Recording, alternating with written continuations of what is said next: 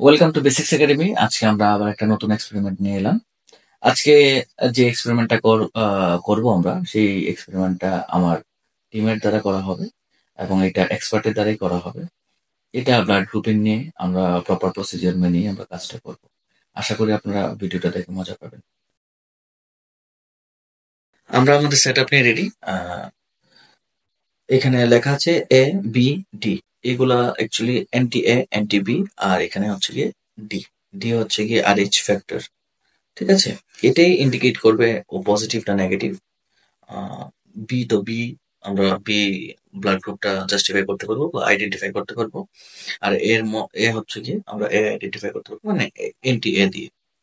So আমরা এটাই দেখার চেষ্টা করবো এখন। আমি ওকে বলবো যে একটু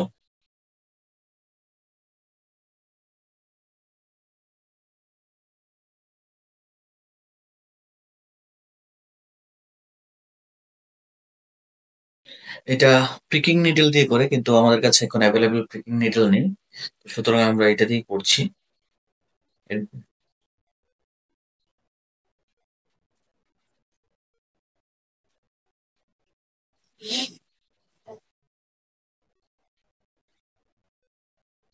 জাস্ট ছোট্ট একটা, আমরা এখান থেকে ড্রপ নেব। হ্যাঁ, ডি আর ডি। এবার বাকিটা আমার।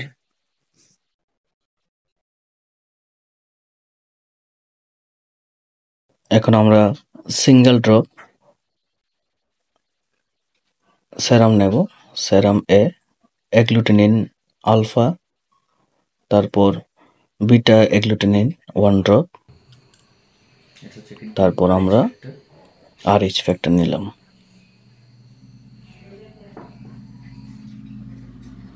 এবার আমরা ম্যাচস্টিকের সাহায্যে ভালো করে মিক্সড করব। যত ভালো মিক্সড হবে রেজাল্ট এত সুন্দর দেখা যায়।